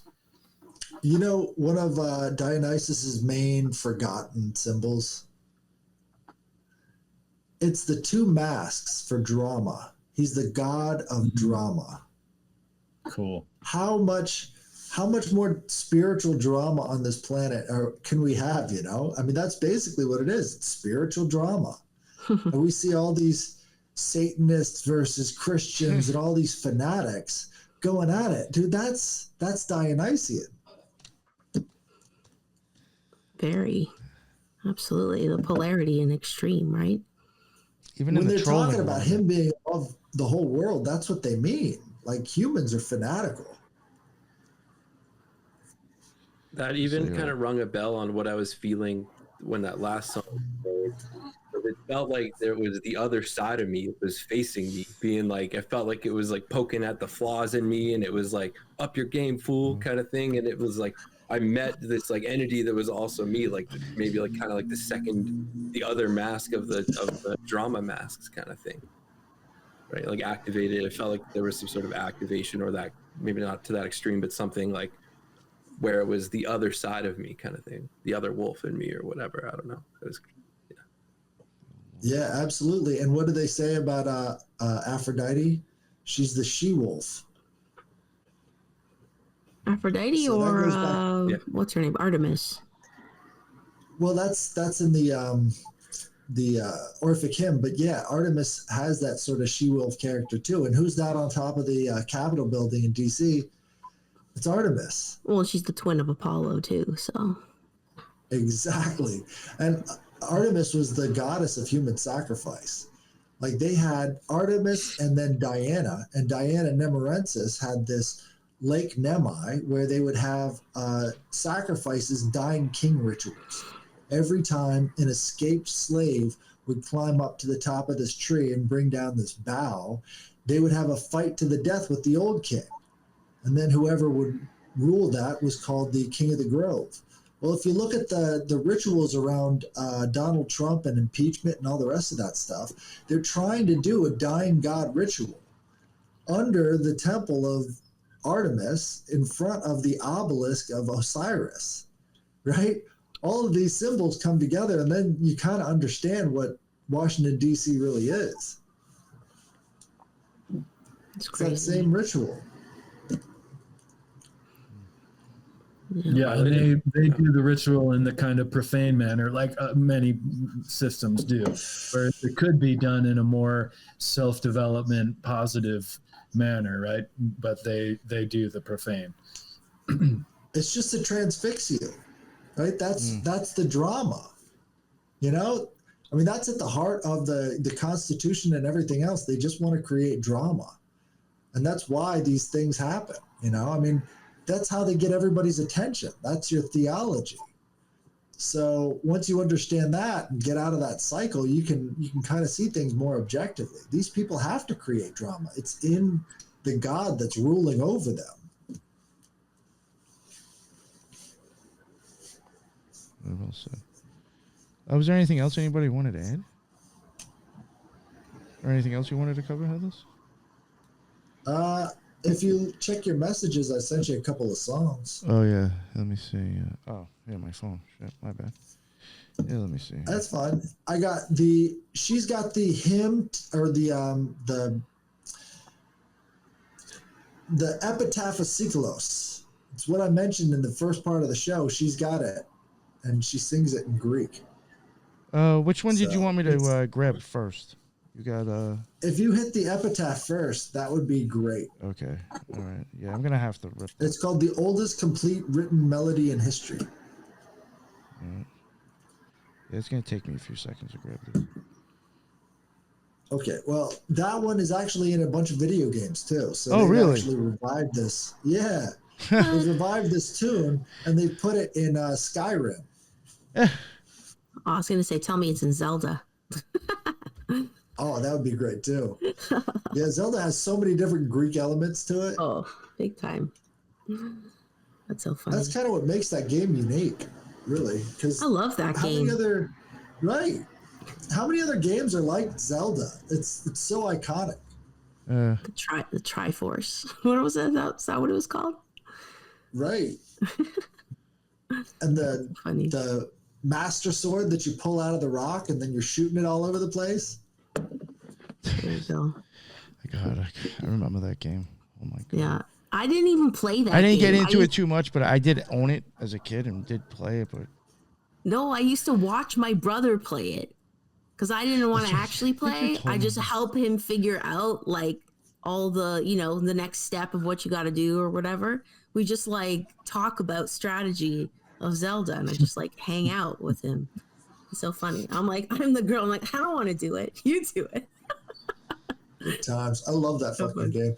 The one for Super Nintendo, it just blew away everything on the Nintendo system. I remember liking it on Nintendo, but once it went to Super Nintendo, that was a fucking amazing game. That's so funny. I'd still play that. Oh, you know what I could do real quick is this thing's processing now. Real quick, I want to mention I got. I'm sure I'll have more of these anyway, regardless by the time this show comes out. But I do have stickers, and I was going to show them, throw them up on the screen for people to look at. I'm sending them out for free because if you're going to take them, obviously you'll be promoting me. So you're doing me a favor. I would prefer you if you want, you can slap them around and to use them to tag with, and just let me know if you want them. Let me know that you're going to tag with them, and I'll even send you more for free. But not charging, sending these out for free. I got these stickers right here. This one's done by W.O. Trill. Then I got this one right here. It's a QR code. I got this one right here. That was done by both of these last two were done by my tattoo artist. This one I made myself. God damn, that was pretty. Yeah, I like that one. I want to get that one. And then I got that one. That was also made by Darby O'Trill as well. But so yeah, if you're interested, hit me up on Twitter or Instagram, and I will get these out to you free of charge. And there we go. And I will play the oldest complete written melody, etc.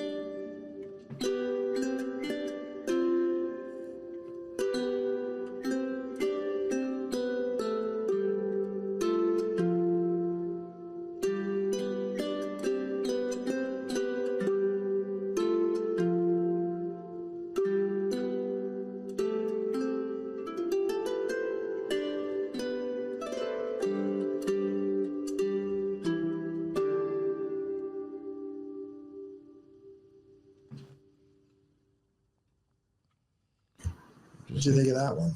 I like that one. Beautiful. You know how you guys were mentioning that the other one kind of flooded your heart, so to speak? That one I found was very heady. And it kind of got the same kind of feeling, but in my brain, so to speak. It seemed like very stimulating of that region. Yeah, I Do you felt want like to hear it the went, translation? Yeah. All right. It goes like this. As long as you're alive, shine. Don't be sad at all. Life is short. Time asks for its due. That's it. That's powerful. That's so great. I feel like Yeah. it needs to be on a poster. Yeah. could Also, you repeat just that like even? That was oh, good. go TJ, ahead. didn't you say? Weren't you gonna say something too? Oh, just that it was like throat into head. I was just gonna agree okay. with Oh, Ethan cool. on that. And then the way that you were like postured listening to it, you were like very throat exposed. And I just noticed in us, we were either like covering the throat or bringing out the throat. Very interesting. So funny. Do you want to repeat what the translation was, Headless? Yeah, TJ? that was, Sure thing. As long as you're alive, shine. Don't be sad at all. Life is short. Time asks for its due. there. Now it's twice as powerful. Just sums it all up, doesn't it? And I was going to say it really just sums up all of Stoicism too, right? Isn't that like the essence of being Stoic right there? That's a powerful sentence. Oh, for real. Also, like the way it sounds, it reminds me of like what Orpheus, his music would have sounded like. Like when I just like imagine, being like in the Greek myths and like how he was this like had this beautiful voice and played like a lyre, like harp like instrument. I'm like, that's what it would have been. That was it. It was And lit. it was so simple, but so intricate and complicated at the same time. Excuse the paradox, but it just had this sense of simplicity, but almost there's so much going on at the same time. Right. It's that concentration. They had such focus. Like that was trained into them throughout their education system, is to have that level of focus and to create all that esotericism where you had all of this thinking on multiple levels. You had to have an education system that would support that. And their education system was called Paideia. And Paideia consists of having a mentor basically your whole life, training you in a certain field, including music making. And they would incorporate all the elements from the trivium, which would be grammar, logic, and rhetoric. And also, they trained in the arts, understanding nature and understanding mathematics. So the Parthenon itself was built without any scratch paper. Like they can't find any plans for the thing. They just understood mathematics to a level that they created one of the world's biggest marvels. Like if you actually extend all of the pillars on the Parthenon, they'll meet at about a mile up in the air, because they're that geared towards the structural integrity of the place that they just bent it in slightly to make sure that the thing had more stability. But from the outside, it actually looks more like looking up to heaven just by that slight tilt. So you had a different perspective on those statues that they had up at the top. It was like looking into heaven. That was the entire intention. And also, if you look at the floorboards of it, they actually bend up the floorboards in the middle so that as you're looking down the path of these stairs, it wouldn't look like it sags, because over that long of a period, it would look like it sagged. So they actually built it higher in the middle so that it would be visually perfect. Wow. That's so cool. That's amazing mathematics, but yet, they didn't do anything on scratch paper. They were that masterful.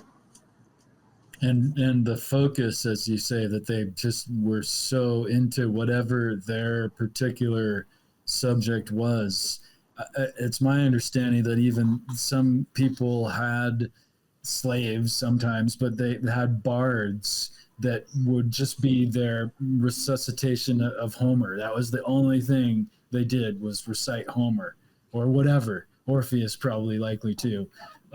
So like they were so focused that like we can't even imagine today. We're so far from that generally.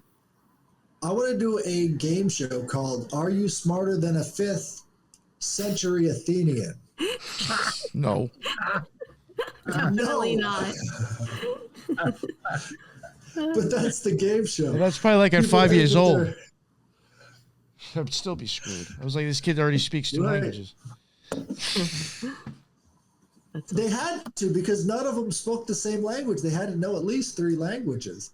And, you know, all the rest of the stuff that really helped them, you know, focus and actually produce some of the most like all of the stuff that was built in ancient Greece was only about 400 years. 400 years of that level of production, despite the fact that they didn't have basically a unifying religion. Everything was different in different places. So you can't really say it was just the propaganda.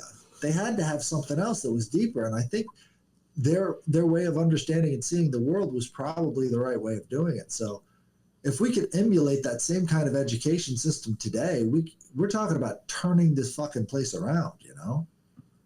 I'd like to say a Manly P. Hall quote that nails it, that I've seen floating around, but it's just so perfect for this conversation. When the human race learns to read the language of symbolism, a great veil will fall from the eyes of men. They shall then know the truth. And so like looking at allegory and symbolism is like the way to find your inner truth and the outer truth, and just find inspiration and not be in the mundane. So, and in as you were saying earlier, Headless, getting caught up by their exoteric profanity, right? Like their Symbols have a type of magnetism, right? And they drive where we desire things. And that understanding of symbolism really drives marketing and everything else. And we're inundated with that. Yeah. All the time. Actually, on that note, how you're called, like making a case to, you know, harken back to these Hellenistic ideals, and I totally see a place for that. Interestingly, I saw a tweet the other day about something called Praxis. Have you guys heard of this? Praxis with not. Peter Thiel. Okay, so Praxis is, I'll just read you what it is. It's like a proposed community of sorts, like a futuristic city. Oh, It's yes, you're right. Yeah, it's like an internet city, basically. But their about page or whatever, their values, it says the Praxian way of life. And if you look at like the stylizing of the font, it's very like Hellenistic. There's like a little like shield on the webpage that I'm looking at right now. It says, inspired by the wisdom of great civilizations, we believe that true sovereignty is achieved through alignment with the transcendent. The Praxian way of life is driven by a vital energy that seeks transcendence through heroic action and contemplation. Our mission is to channel this drive into a cohesive way of life, forged by social structures and institutions that guide our people toward their destiny. That's interesting. That is interesting. Dude, you thought Sam Bankman-Fried was a cult. Well, okay, and then on their about page on the it also says our purpose is to restore Western civilization and pursue our ultimate destiny of life among the stars. Just interesting. Yeah, dude. That's a total wank. I mean, they couldn't be patting themselves on the back any harder. Right? I love it. Yeah, but if you look at the imagery, it's very like futuristic, Hellenistic. If that makes sense. It sounds messianic to me. Yeah. Well, like a rebirth of those values. I'll put the little website here if you guys want to click on it. Yeah, I think I remember you telling me about that, right? Yeah. And that's what the Megapolis movie is about. Sorry to interrupt you. The Megapolis movie is all about that, like hearkening those Hellenistic ideals and like forging them into this like futuristic marriage, I guess you could say. Yeah, it's interesting. Mm-hmm. But if you think about the artwork in ancient Greece, though, it had that kind of urgency to it. You know, it was supposed to show this ideal nature, and they just idealized everything. And in a sense, that's what a lot of this, you know, cult of personality is like they're trying to embody these ideals, and that's what brings all these people back to them. So it's almost in a way they're trying to go back to the city-state idea, where you've got this one, you know, cult of personality leader that has his little walled-off city-state, and then some other billionaire is going to have his own version of Praxis. It's like the opposite of globalism. Extreme nationalism is what the Greeks were all about. They love their freedom more than anything in the world, and they would barely ever get together to you know, fight against enemies until you had the Sacred Wars. And the Sacred Wars was where the rest of Greece decided to go to war with a proxy of Athens, because democracy always ends in proxy wars. Well, and one of the wars that united the Greeks was the Trojan War, which was started by a woman named Helen, and you just had Hurricane Helene. I'm just saying. It's weird. Yep. It's weird. There's Hellenistic symbols all the way around. And, you know, that could be the kind of era we're going back into. You know, might not be too bad. No. One thing that I came across that was kind of remarked on the Orphic teachings is that whenever there's a Renaissance, these Greek ideals, especially them all kind of going through Orpheus in a way, Orpheus and these Greek ideals kind of come back and experience their own Renaissance within these Renaissances over the last couple thousand years. Right. The Iliad took place where you had a bunch of disconnected kingdoms coming together, the Mycenaean kingdom period. And so the Mycenaean kingdoms were like these castles on a hill, and they don't really embody that too much in the story. But like every one of these little kingdoms had their own elites. And so everybody in this war were the elites of the elites. So they were, you know, head and shoulders above everybody else in their communities. They were the supermen, right? And so these guys go off and fight in these wars and sort of give people the thing that they need to copy off of to be considered men. You know, that's how they formed societies around, you have to be these ideals. And in a lot of ways, that took the place of, you know, having a single strong man, because everybody was in competition with one another. That's what elites do. You know, they need to be in competition so that they get better. Unfortunately, we don't have elites in competition.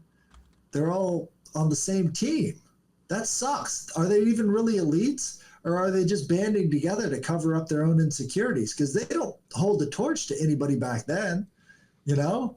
I mean, shit. Look at Alexander the Great. Could you have anybody today compare themselves to a 27-year-old who conquered the fucking world, you know? And isn't that where Orpheus kind of gets his magic and also his criticism for he was effeminate and not about competition and not about fighting, certainly, of course. And so this was, I think, where he got a lot of controversy in ancient Greece, right? Well, you wanted to have the guy that would keep the knowledge to not be connected to earthly things. Yeah. Right? You don't want them fighting. You don't want them, because they have to be able to create, and they can't really do that if they're damaged. You know, so all the effeminate people were over here. They had a pretty caste-based society, you know, and that's also lost a lot. But they had a lot in common with the Proto-Indo-Europeans that invaded India, you know. That's sort of the same bloodline that created Greece is over there too. And they had a affinity for one another, and they actually talked and traded a lot. Interestingly, another thing that united the Greeks was like the Persian Wars that they had throughout history, and they made like is it the Delian League or Delian League? where they like united the city states, and then like in America right now we have this like influx of like, okay, I don't want to say Persians specifically, but like the flooding of the refugees, shall we say, right? It seems to unite the Americana consciousness in a certain way. I find it interesting. It's very true. And to go even deeper, think about the symbol of the cowboy, right? The cowboy is going across this vast plain, and he's got his steers with him. And that's really the Proto-Indo-European model. This is the empire of the horse. These are the first guys to basically venture out over the entire globe. The Proto-Indo-European languages can be picked up over in China. So these guys had the first empire in the world, and one of their cousins was the Greeks.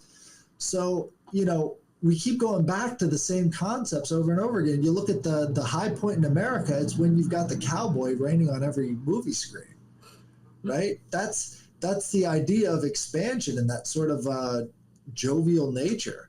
But then the other side of the European soul would probably be the cow, something that, has to graze in certain areas, and something that reminds us of home, right?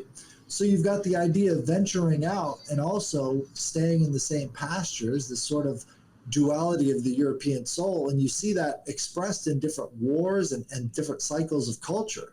They have to stay in the plains, basically, so that they can go to war and have fights. That was the Proto-Indo-European ideal, is to not have a lot of stuff. So you had the Goths and the Visigoths, which were basically nomads all the time. And that kind of cowboy ideal was the ideal lifestyle for this group of people that basically conquered the whole world. Yeah, We're like talking about focus. Right. Well, even like just cowboys, even with their like bullhead like belt buckle, like it just like harkens this like certain image, right, of the bull. And then going back to like cows and Hellenistic stuff, you even have the myth of Apollo and Hermes, where Hermes stole all of Apollo's cows. And then it like bonded them like thereafter. Like they became broskies after that. Because Hermes taught Apollo music. With the lyre, Orpheus. With the lyre. Boom. That's so funny. We just made it come full circle. That's the thing, too. You find the same symbols in the same proportion to one another, and it can be held by either one. So it's this really powerful analogy. People think the repeating stories are, a mistake, but they're not. They're to put these same ideas in different contexts so you can understand the feeling better. Yeah, I feel like they're like posts in the road, like markers. Right? Yeah, which is why it makes it kind of maybe difficult to put it all together, right? Because they had no chronology that wasn't necessarily strict to one entity. All these things make it colorful, and a learning experience also make it confusing. But it's like the symbols. I always think of the word simples. The symbols are simple, so it is a way of simplifying it. And when you can learn to understand it in a simple way, that like maybe there's more to learning that. Like it's like through the unlearning, they overcomplicate this world, overcomplicate the education, overcomplicate what they're teaching us. Where if it was a more simple thing, I think that again would give us that better understanding. That's even like with like gematria and stuff. It's like I'm literally talking about the alphabet. It's kindergarten, like, and I'm talking numerology. I'm talking 1 through 9. Like it's very much this kindergarten kind of thing, this stuff that they teach us, but they don't teach us what it actually means. They don't teach us what the letter A actually means or what the number 1 actually means. There's like, here's the numbers. They go on forever. Right. Well, and even like the etymology. To bring it back what Ethan said a while back when you were talking about how your Tai Chi instructor was telling you about like to affect energy around you, you almost have to like, you have to focus but also blur at the same time, if that makes sense. So if you're like too focused on like each individual like marker and post in the road, you won't see like the whole picture. You almost do have to like, yes, intensely focus but also blur at the same time. See, that's what I found that to be weird with me saying I feel like I have to go cross-eyed, which would be blurring, Yes, but 'cause then it I blurs. catch that's when I But- focus on the eclipse. But then weirdly enough, it actually makes a more complete picture. Yeah. Does that make sense? Yeah. Like in the yogic tradition, you have pratyahara, which is like the blurring of the senses. And as a kid, I used to do it instinctively. I don't know if probably you guys did too, where you just sort of like almost make yourself go cross-eyed, but you're not actually crossing your eyes. You're just literally like blurring your vision. And then things sometimes just make more aesthetic sense. I don't know if that. I totally used to do that. Right? As a kid? Reminds me of Impressionism. Yes, exactly. Thank you, Headless. Perfect. Yep. So when we look at like all the little threads, if we're looking at a weaving or like a tapestry, if you look really close up, it makes no sense. Or if you look at the back of it, it's a mess. But then when you turn it around, it's like, oh shit, that's a beautiful, beautiful picture. And maybe that's just, you know, what the gods are up to at all times. We just can't see our part in it yet. The beauty to the chaos. Yes, exactly. Right, but I think it gives that window into understanding these different levels of consciousness. Absolutely. Because if we don't get that window of how it could literally happen, then you don't really see it. But there's no way to describe how it literally happens. So you've got to sort of blur your vision, and then you'll find something there that you didn't know was there, you know? Totally. That makes me think about. Oh, you can finish if you're. But it makes me think about. I was going to say, Go ahead. it's just it's like a meditation in itself, and so I think that singing to the gods and having a relationship on that level opens you up to the idea that your consciousness is a part of the universe. Right? These two things have to come together, and it's indescribable when it does. I was just thinking on the blurring, like it's with my vision, it works this way, but like it's like a video camera too, where like, and you're watching a movie even or whatever, and when it focuses on one person, the rest of it's blurry, and then it zooms out and the blurs change. And I feel like I can do that like with my vision as well. Like I see it that way, and I can see what's blurry and what's focusing and stuff. So even in that like blurs, it just like certain things are blurring, gives you focus to new things. That's interesting. Absolutely. Sometimes I wonder, like, when you do that, are you actually like moving the mechanics in your eye too?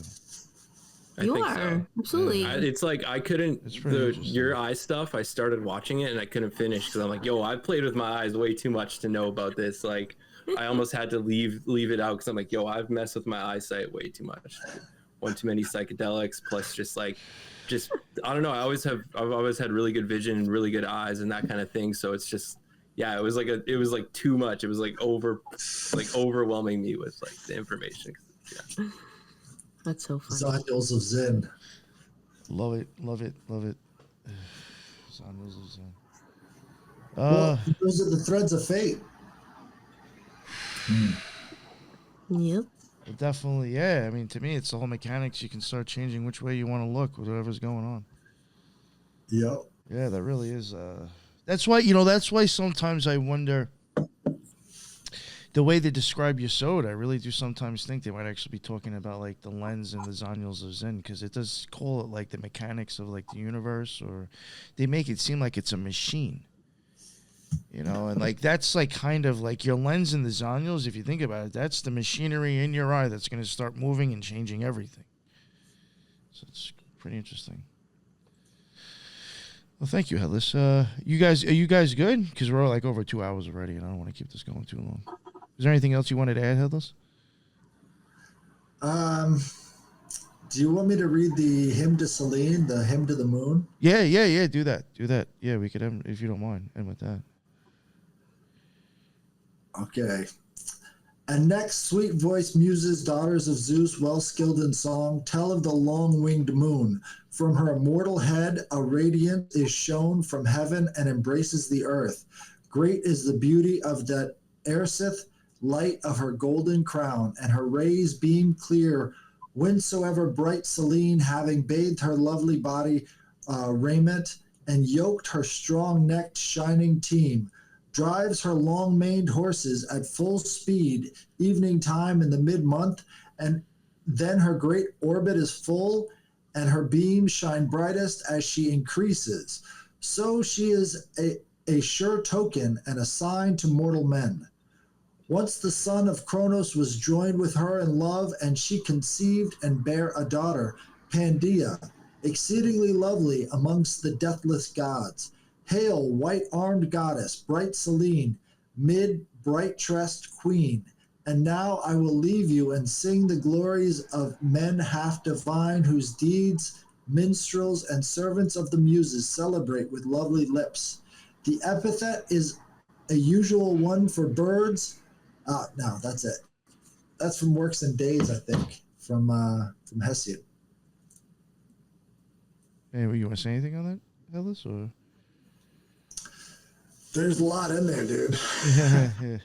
I mean, shit. But yeah, I mean, like if you look at the symbols of the moon and understand the reflections that they're talking about in the sun, you start to see, you know, how this physical manifestation, you know, erupts. Like, okay, her lover is this guy who fell asleep forever. And as long as he was asleep, he would stay young, and they had 50 children together. What? Yeah, so Selene and this guy who sleeps for all eternity, he has eternal life through Selene, has to stay asleep or in this unconscious realm so that he can stay young. It's kind of an interesting thing. I think it sounds like... It's very, very abstract and interesting. I was like, well, how does that work? Yeah, right? Yeah. The Greeks were dreamers, dude. The Greeks were dream warriors. They were all about the dream life. One of the ways that they had a hospital was to have people fast for like a week or two and then go to this place called an Asclepion. And at the Asclepion, they would be visited in their dreams by either Hygeia or Panacea, the two daughters of Asclepius. And that daughter of Asclepius would tell you your diagnosis and what you can do to heal yourself. And so you would wake up and get your cures over at the the counter there, and it was exactly like the sleeping prophet. I believe the Egyptians did that too. They would have you tell them your dreams, tell the priest your dream, and from there they would find your remedy. Absolutely. And so they would release snakes in the Asclepion, because the snakes represented the renewal of the body, because as you would shed your skin, you would come out brand new. And this is where we get the rod of Asclepius from.